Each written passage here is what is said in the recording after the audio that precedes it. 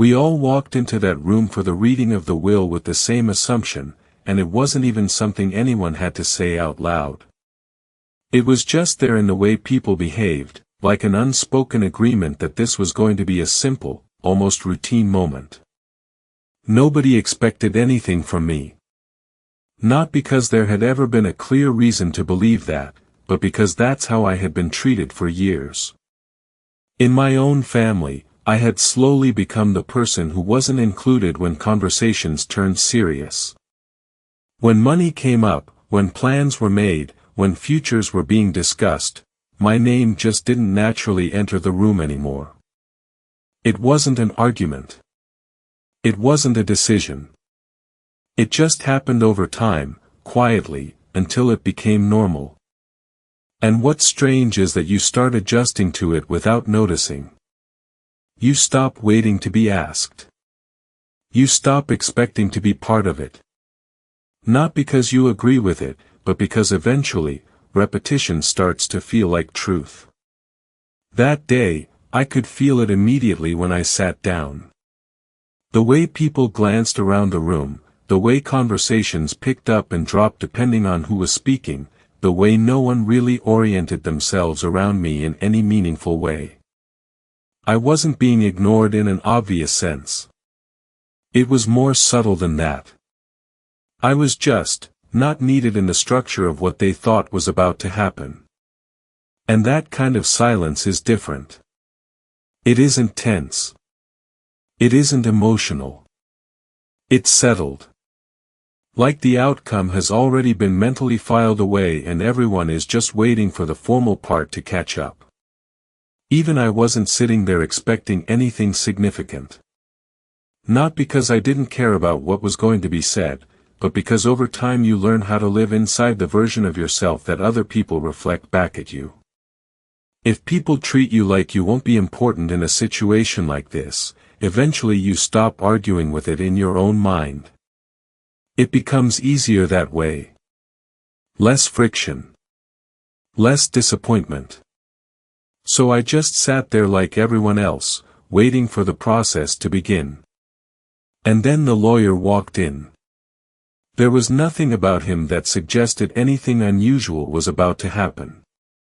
Same presence, same pace, same expression he probably had done 100 times before in rooms just like this.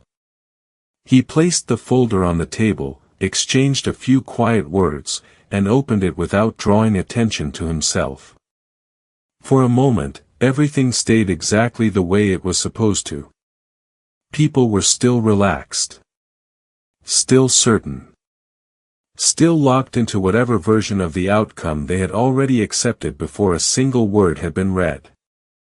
And then something broke that rhythm. He stopped. Not in a way that felt dramatic. Not like a mistake or a revelation.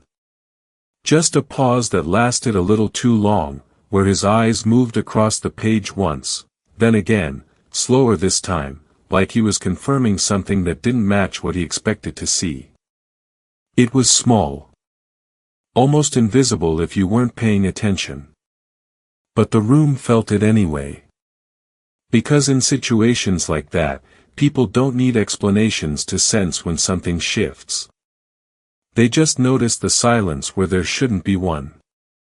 And that's when I realized it wasn't just the document that had changed the energy in the room.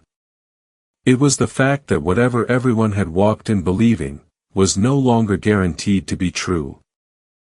Before that day, my life had never been the kind that drew attention, and in a way, I think that's exactly how it slowly ended up where it was. I wasn't someone who stood out in my family, and I never really tried to be. I worked, I paid my bills, I handled my responsibilities, and I stayed out of the kinds of conversations that usually shape how people are seen inside a family. I wasn't the one they called when they needed advice. I wasn't the one they referenced when they talked about success or stability or money. I was just there. Sitting somewhere in the background of everything, present enough to be part of it, but not really part of the structure they built their expectations around. And the strange thing is, that doesn't happen in one clear moment where you can say, this is when it changed. It happens in a way that almost feels invisible while you're living it. Looking back now, I can see that it wasn't one decision or one conversation that placed me there. It was repetition. It was the same pattern playing out over and over again until it stopped feeling like a pattern at all and just started feeling like reality. It was the small things that built it. Questions that used to include me naturally slowly stopped coming my way. Conversations about future plans would happen in front of me, but not really with me. My name would come up less and less when people talked about what was going to happen next, almost like it didn't need to be part of those plans anymore. Not in a harsh or dramatic way, but in a quiet, almost effortless way that no one ever had to acknowledge out loud. And over time, you adjust to that without even realizing you're doing it. At first, you notice it. Then you explain it away. People get busy. Families shift naturally. Not everything has to be interpreted as exclusion. That's what I told myself anyway, because it's easier to believe in randomness than in meaning. It's strange how something like that never really feels like rejection while it's happening. It feels more like distance.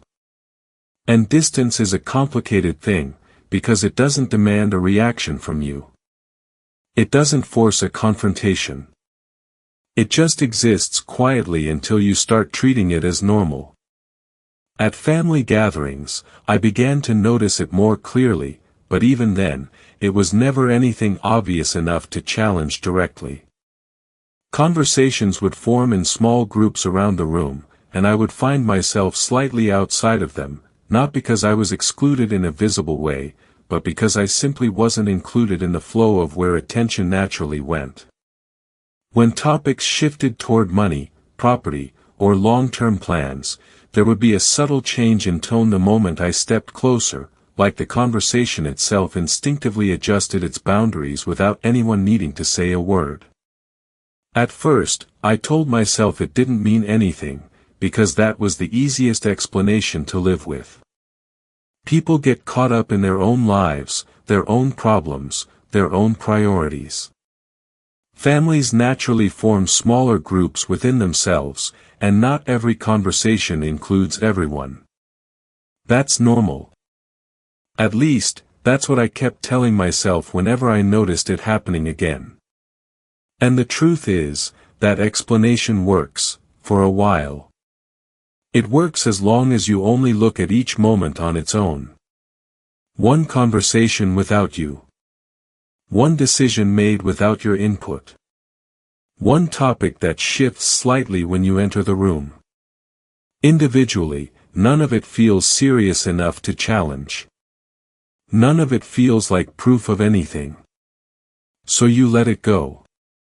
But over time, something changes when enough of those moments start stacking up.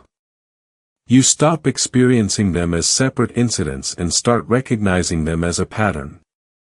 And once your mind starts seeing the pattern, you can't unsee it anymore.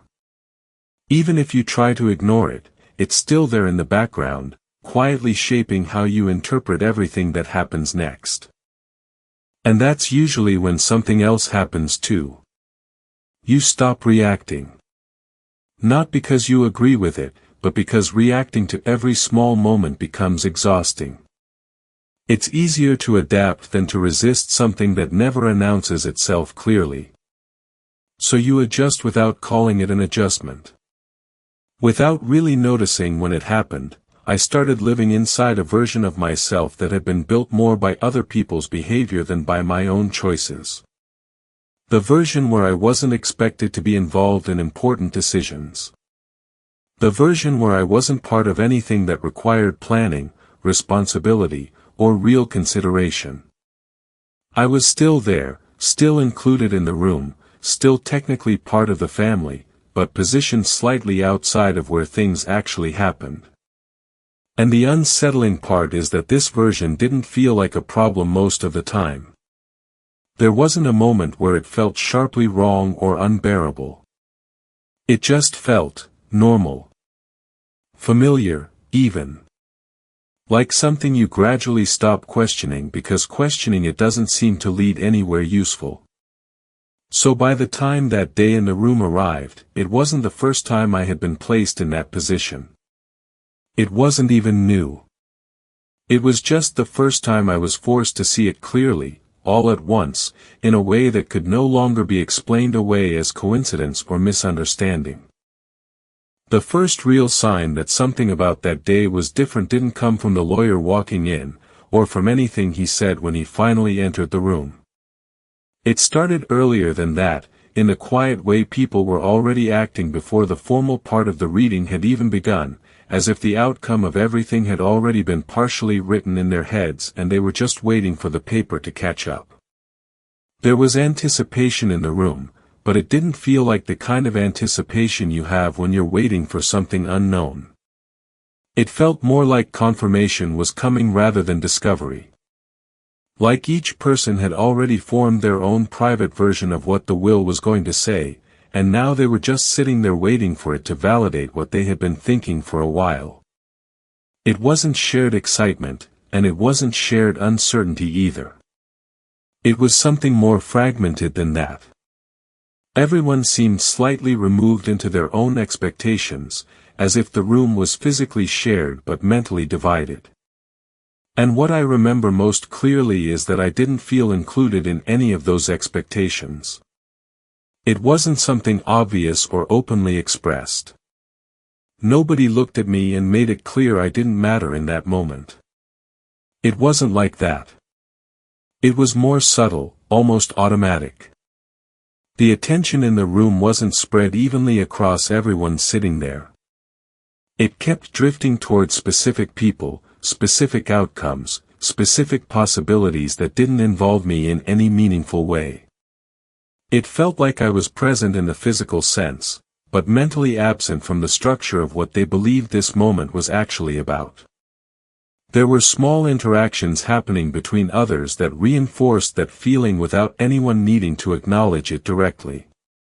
Brief glances exchanged across the table. Quiet nods that didn't need explanation.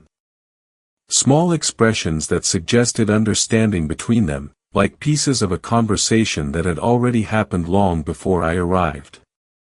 None of it was loud enough to draw attention, but together it created a sense that certain assumptions had already been settled in advance.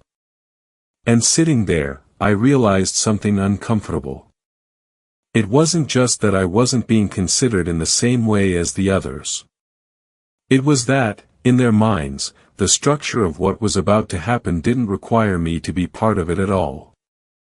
It had already been mentally organized around other people, other outcomes, other expectations, and I was simply existing on the edge of that structure without influencing it in any way. It gave the room a strange feeling of quiet certainty. Not because anything had been revealed yet, but because everyone seemed to believe, consciously or not, that they already understood how the distribution of attention, interest, and consequence was going to unfold. That's when I started paying closer attention, not in a dramatic or intentional way at first, but more like something in me quietly shifted focus without me fully deciding to do it. The document sitting on the table wasn't what drew my interest anymore, because at that point it still didn't mean anything concrete to me. It was just paper in a folder, something formal, something distant. What felt more important, without me fully understanding why, was the room itself and the people inside it. So I started watching them instead. The way they sat in their chairs, how comfortably they had already settled into the moment. The way their attention moved around the room in short, familiar patterns, like they were checking in with each other more than they were waiting for anything official to happen. Even the smallest movements stood out once I started noticing them. A slight lean back in a chair, an exchanged glance across the table, the way someone stopped fidgeting with their hands once they felt confident about how things were going to unfold. And what I began to realize, little by little, was that none of it looked uncertain. There was no real tension in the room, not in the way you would expect when something unknown is about to be revealed. Instead, there was a kind of ease that didn't fully match the situation. People weren't waiting to find out what was going to happen. They were waiting for something they already believed they understood to simply be confirmed. That feeling kept building the longer I observed it. It wasn't just comfort. It was something more specific than that. It was certainty, but not the kind that comes from actually knowing facts. It was the kind that comes from assuming the facts are already understood well enough not to question them anymore. The kind of certainty where people stop preparing for surprises because they've already decided, consciously or not, that surprises are no longer part of the equation. And that's what started to feel wrong to me. Because rooms like that, situations like that, don't usually carry that level of calm unless something important is being overlooked. The more I watched, the clearer it became that this wasn't a group of people waiting to learn something new. It was a group of people waiting for confirmation of something they had already mentally accepted as true. And that's when the thought formed in my mind, even if I didn't fully want to admit it yet. This level of certainty doesn't come from clarity. It comes from assumption. From people believing, without questioning it anymore, that there are no unknowns left that could change the outcome they've already settled on. But then the lawyer stepped forward, and for the first time since I had walked into that room, something about the atmosphere shifted in a way that was hard to ignore, even if no one could have pointed to exactly what changed. It wasn't dramatic, it wasn't loud, it wasn't even clearly visible at first glance, but there was a subtle break in the stability that everyone had been sitting in just moments earlier, like a surface that had looked completely still suddenly showing the faintest sign of movement underneath. He didn't begin immediately. There was no opening statement, no formal introduction into the reading itself. Instead, he placed the folder down on the table with a quiet, controlled motion, and for a brief second he simply looked at it, as if confirming something internally before proceeding. Then he opened it, scanned the first page, and paused. Not long enough for it to feel suspicious on its own, but long enough for the rhythm of the room to lose its consistency. And then he looked again, slower this time, his eyes moving across the page in a way that felt less like reading and more like rechecking something that didn't align with expectation. And that second glance was when I first felt the change in the room. Not because anything had been spoken yet, and not because any information had been revealed, but because of what started happening to the people around the table. It wasn't obvious at first, just small adjustments that would normally be too subtle to notice individually. A shift in posture from someone who had been leaning back comfortably. A pair of eyes that had been directed down toward the table slowly lifting. Conversations that had already faded into background silence stopping completely as if someone had turned down a volume that no one had consciously noticed before. It became clear in that moment that people don't actually react to information that hasn't been spoken yet. They don't respond to words that haven't reached them. What they respond to, almost instinctively, is hesitation. A pause that doesn't fit the expected rhythm. A delay that suggests something is not aligning with what was assumed. And in that moment, even without fully understanding why, I could feel it too. That sense of certainty that had filled the room just seconds earlier, that quiet confidence everyone had carried into this moment without question, was no longer holding its shape in the same way. It hadn't disappeared, not yet, but it had clearly started to loosen, as if whatever was about to be read next no longer fully belonged to the version of the story everyone had prepared themselves for. The lawyer continued reading, but by that point the tone in the room had already shifted in a way that made it feel like we were no longer inside the same version of the moment we had all walked into just minutes earlier. It's hard to explain exactly when that transition happened, because nothing about his voice changed in any dramatic or noticeable way. He didn't raise his tone, he didn't emphasize anything differently, he didn't pause for effect. And yet the meaning of what he was saying began to feel heavier with every sentence, like the words themselves were carrying more weight than they were supposed to, as if the room was no longer just receiving information but slowly absorbing something that was altering its structure in real time.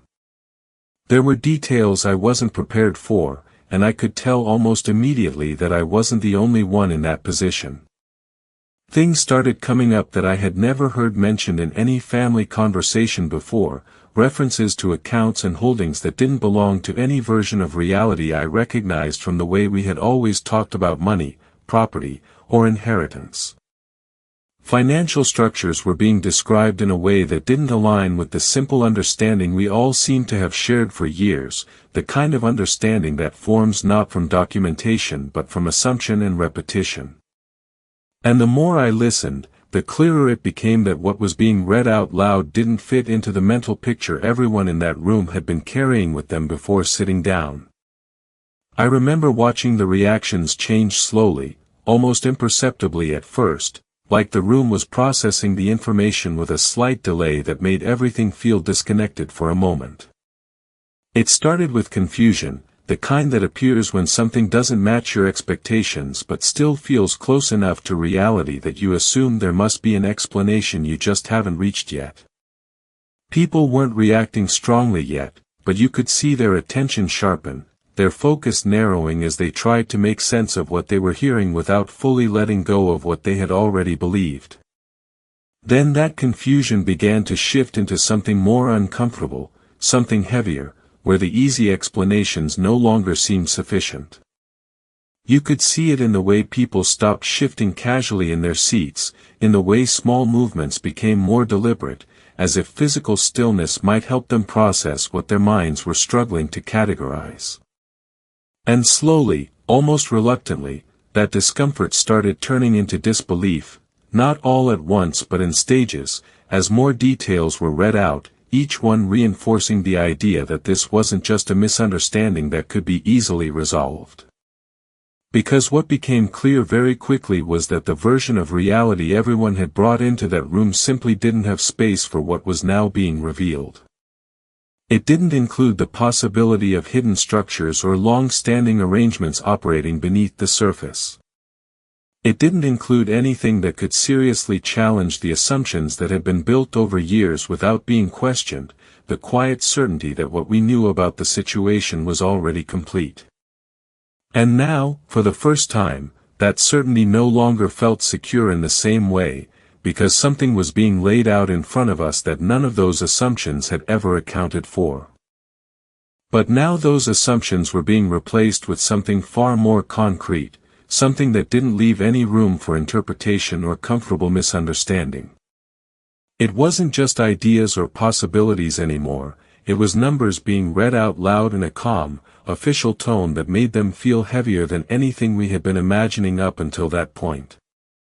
It was documents being referenced directly, page numbers, clauses, statements that didn't exist in memory or opinion, but in physical records that had clearly been prepared long before any of us walked into that room.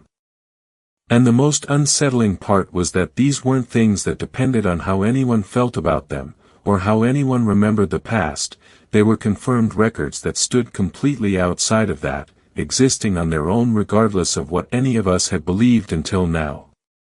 And with each new line that was read, I could feel the atmosphere in the room tightening in a way that didn't happen suddenly, but instead built slowly, almost imperceptibly, like pressure increasing in a space where no one is quite sure when it started. It wasn't dramatic, there was no single moment where everything changed, but there was a gradual loss of ease that became harder to ignore the longer it continued.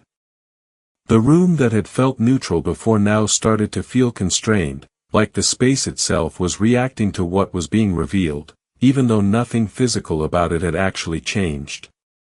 At some point during the reading, something subtle shifted in the way it all felt, and I don't think anyone in the room could have clearly explained when exactly that shift happened. It wasn't a moment you could point to or identify as the turning point.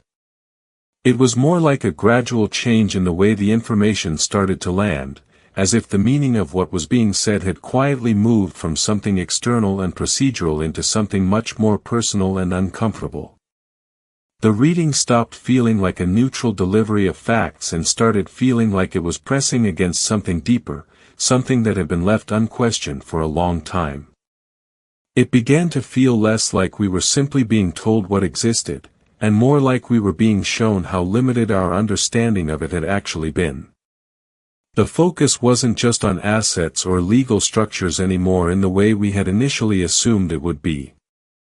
Instead, every new detail seemed to carry an implication that went beyond the surface level of what was written in the documents. It felt like what was being exposed wasn't only the contents of the will, but the distance between what people believed had existed and what had actually been there all along without them realizing it. And even though the lawyer's tone remained steady and controlled, nothing about his delivery suggesting emotion or intention, the effect of his words had already changed completely. It was no longer just professional language being read into a quiet room. It had started to feel like that language was revealing something layered underneath our assumptions, something that didn't align with the version of reality everyone had brought with them when they sat down. The comfort of certainty that had been there at the beginning of the reading was no longer intact in the same way, because the information being revealed was not simply adding details to what we knew, it was challenging the foundation of what we thought we understood in the first place. There were accounts mentioned that no one in the room seemed to recognize, and the more they were described, the more it became clear that they didn't fit into any of the simple expectations the family had been operating under for years. These weren't small discrepancies or minor details that could be brushed aside as misunderstandings. They were structured in ways that suggested planning, separation, and intention, almost as if they had existed in parallel to everything else we thought we understood, completely independent of the informal version of reality the family had built over time. What made it harder to process was the way these financial decisions were being referenced. They weren't being presented as possibilities or interpretations, but as confirmed actions that had already taken place long before any of us were aware of them. Decisions that didn't follow the patterns anyone would have assumed based on how things had always appeared from the outside. The kind of decisions that only make sense in hindsight if you assume there was more going on beneath the surface than anyone had been paying attention to.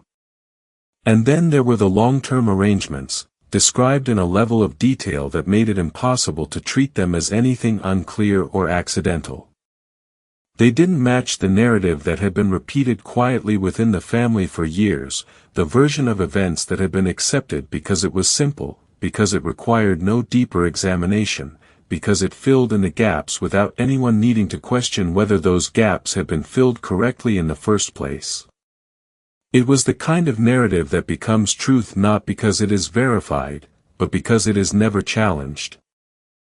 As I sat there listening, I started to notice something shifting inside me as well, although at first it was difficult to define exactly what it was. It wasn't the kind of shock that hits all at once and forces a reaction.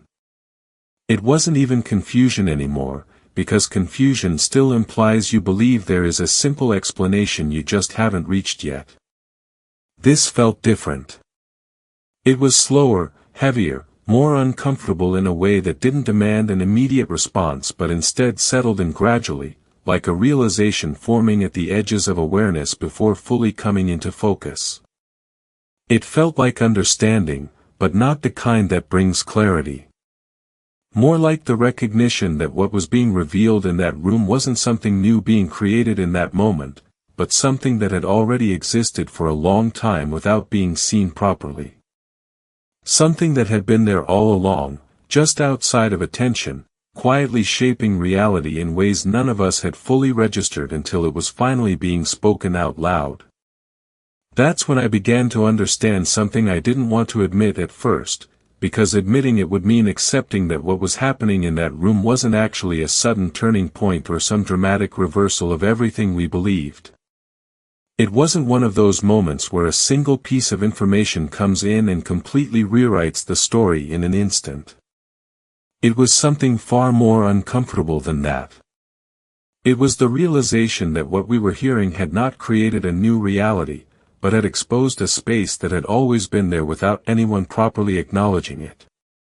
It wasn't a collapse of understanding. It was more like the discovery of a gap that had existed quietly in the background for a long time, stretching between what everyone had casually assumed to be true and what had actually been true underneath those assumptions. And the most unsettling part was that this gap hadn't appeared because of anything happening in that moment. It had always been there, simply unnoticed, because no one had ever thought to look for it closely enough to see where the edges didn't match. And once that gap became visible, something changed in the way everything else was being interpreted.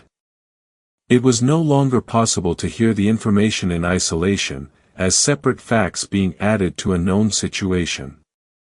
Instead, everything started to connect back to that space that had been ignored for so long, and the more it connected, the more obvious it became how much of what we had believed was based not on certainty, but on the absence of questioning. What made it difficult to process wasn't just the new information itself, but the realization of how much of our previous understanding had depended on the assumption that there was nothing underneath it worth examining. That everything we had seen, heard, and repeated over the years had been treated as complete simply because no one had ever challenged it in a meaningful way. And now that assumption no longer held in the same way. Because once you become aware of a gap like that, you can't go back to seeing things as complete anymore. Even if nothing else changes immediately, the awareness itself changes how everything else is understood, and it becomes impossible to ignore the possibility that what felt like a finished picture was never actually finished at all. By the time the full picture had been laid out, something in the room had changed in a way that wasn't loud or obvious, but still impossible to ignore if you were paying attention closely enough. It no longer felt like we were inside the same moment we had started with at the beginning of the reading. That sense of anticipation, of waiting for something to be revealed in real time, had faded completely. What replaced it was a strange kind of finality, where the information being read out no longer carried the same tension of discovery, because the structure of what it meant was already beginning to form in everyone's mind at the same time. The reading itself had reached a point where there was nothing left to anticipate in the way there had been earlier. It wasn't because everything had been understood or resolved, but because the nature of what was being said had shifted.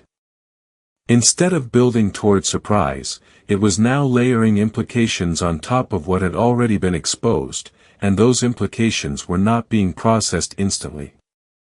They were arriving slowly, almost delayed, as if the meaning of each detail needed time to settle before it could fully register. And that delay changed everything about how the room felt. Nothing was being interrupted anymore. No one was reacting in the way people usually do when something unexpected is said out loud. There were no visible moments of shock, no immediate objections, no exchanges between people trying to confirm whether they had heard correctly. Even the smallest signs of outward reaction had disappeared.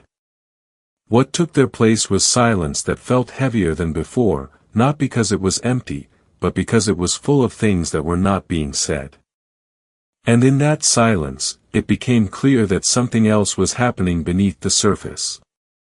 Each person in the room seemed to have retreated slightly into themselves, not physically, but mentally, as if the shared experience had split into separate internal versions that were no longer aligned in real time. Everyone was still hearing the same words, still sitting in the same space, but the way those words were being processed was no longer unified. It had fractured into individual interpretations, each one unfolding at its own pace, shaped by what each person was beginning to realize in private rather than what was being expressed out loud. It felt less like a group witnessing a single event and more like several separate understandings forming simultaneously within the same room, each one moving slightly differently from the others, none of them fully visible from the outside. It wasn't confusion in the simple sense anymore, the kind where people are just trying to catch up with information they didn't expect. And it wasn't just disbelief either, where something feels wrong but still fits inside the boundaries of what you think can be explained later.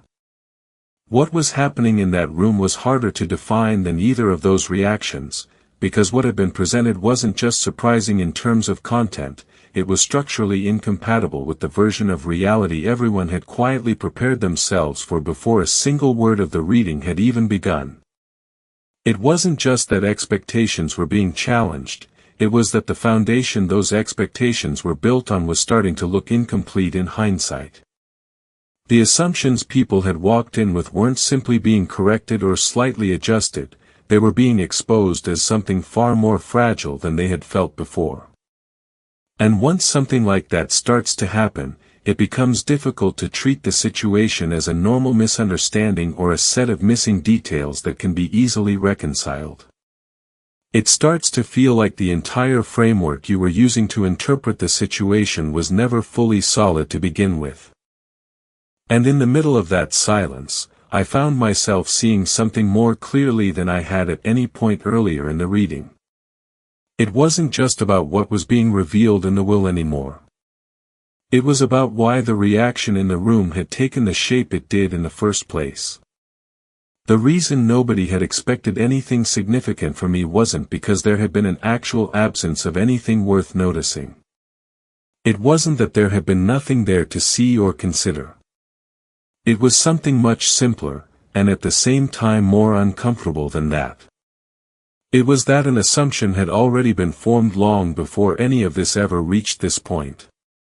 A conclusion had been quietly reached about who I was in that structure, what role I played, and what value I was expected to have, and that conclusion had been in place so long that no one had thought to revisit it when it actually mattered. By the time we all sat down in that room, the interpretation had already been decided, even if no one had consciously remembered making it. And now, hearing everything laid out in full, it became impossible to ignore the fact that what we were reacting to in that moment wasn't just new information. It was the gap between what had actually existed and what everyone had already chosen to believe about it long before the truth had ever been spoken out loud. People hadn't walked into that room with an open understanding of what might be revealed. They had come in carrying something much more fixed than that, even if nobody had said it out loud. There was already a version of reality sitting in everyone's mind before the reading even began, a version where meaning, value, and expectation had been quietly assigned long before anything was actually confirmed. It wasn't something that felt like a decision at the time, it felt more like an understanding that had formed naturally over the years, through repetition, through familiarity, through the way certain roles in the family had slowly solidified without ever being officially defined. And because of that, what people were reacting to in that room wasn't happening in a vacuum. Every line that was read, every detail that was revealed, was being filtered through that pre-existing framework. Nothing was being interpreted from a neutral starting point. Everything had already been measured against something that had been assumed to be true long before anyone thought to question it. And that version of reality, once it settles in that deeply, doesn't feel like a belief anymore. It starts to feel like fact. In that moment, it became clearer than ever that what was unfolding wasn't really about the will itself in the way everyone had initially framed it in their minds. It wasn't the document that was driving the reaction in the room, and it wasn't the specific contents alone that were creating this shift in atmosphere. Those were just the surface layer, the visible trigger for something much deeper that had already been in place. What was actually happening was something far more uncomfortable. The will wasn't introducing a completely new reality that no one had seen before. It was revealing that the reality people thought they had understood had already been incomplete for a long time. It didn't create the shock in that room so much as it exposed the fact that the conditions for that shock had been there all along, unnoticed, unchallenged, and quietly accepted as normal. And the most unsettling part was realizing that this mistake, this misreading of value and expectation, hadn't started in that moment at all. It had been made years earlier, gradually, and without intention, at a point so far back in time that no one in that room had even considered it as something that could still be influencing what was happening now. When everything was finally finished, the room didn't just slip back into normal the way it usually would after something official ends.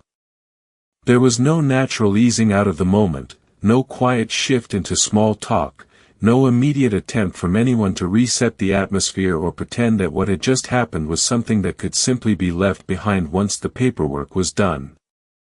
Instead, it felt like the room itself had lost its ability to move forward at the usual pace, as if everyone was still mentally standing inside what had just been said, without yet deciding how they were supposed to step out of it. No one spoke for a while, but it wasn't because the moment was empty or because there was genuinely nothing left to add. It was a different kind of silence, one that comes when there is too much to say in too many different directions, and none of it feels safe or simple enough to put into words without changing something important in the process. It wasn't the absence of conversation, it was the presence of everything that conversation would have to confront if it started too soon. And the longer that silence continued, the clearer it became that any attempt to speak would have carried more weight than usual. Because anything that could have been said in that moment wouldn't have just been commentary on what had happened, it would have required acknowledging what it meant. And acknowledging what it meant would have meant starting from a place that no one in the room seemed ready to fully accept yet, the realization that the version of reality everyone had brought with them into that space was not as complete or as accurate as it had felt before everything was laid out in front of them. That's why nothing came out. Not because there was confusion about what had been said, and not because there was disagreement about the facts, but because the implications of those facts reached further than anyone could comfortably address in a single sentence. So instead of conversation, there was hesitation. Instead of reaction, there was stillness. And in that stillness, it became obvious that everyone was dealing with something slightly different internally, even though they were all sitting in the same room, hearing the same outcome, at the same time. And that kind of realization doesn't resolve itself quickly, because it's not the sort of thing that can be neatly processed and then set aside as finished. It doesn't turn into conversation right away, and it doesn't naturally flow back into the rhythm of normal interaction just because the formal part is over. Instead, it lingers in the space between people, unspoken but fully present, forcing everyone in that room to sit with it long enough that they can no longer avoid what it implies. And what it implies isn't just about what was said during the reading, it reaches further back, into everything that was assumed before any of it was ever spoken out loud. In that kind of silence, people start reassessing things without announcing it. Not just the information they've just heard, but the framework they had been using to interpret everything long before they arrived there. It becomes a private process happening in parallel for everyone in the room, even though nothing is being shared. And even the simplest attempt to break that silence, the kind of casual comment that would normally reset the atmosphere, suddenly feels heavier than it should, because anything spoken now would carry an unspoken acknowledgement of what has just been exposed. So instead of saying something that might sound ordinary, people say nothing at all, because silence feels safer than saying something that accidentally confirms how much has actually shifted. And I just sat there, watching all of it without interrupting it, realizing something that felt almost too simple in its structure to fully absorb in that moment. For years, I had been living inside a version of space that hadn't been formally defined or openly explained, but had still been shaped consistently by other people's expectations, assumptions, and the roles they had quietly assigned to me over time. It was never stated directly, there was never a moment where it was clearly decided, but it had still become the structure through which I was seen and treated, and over time it had started to feel like something stable rather than something constructed. What struck me most was how fragile that structure actually was once it was brought into direct contact with something that contradicted it. Because in one afternoon, without anything physical changing around me, without any visible break or dramatic collapse, that version of reality simply stopped holding the same weight it had before. It didn't fall apart in an obvious way, but it lost the certainty that had been keeping it in place, and once that certainty disappeared, it was no longer possible to exist inside it unconsciously, as if it had always been the only version of things that could be true.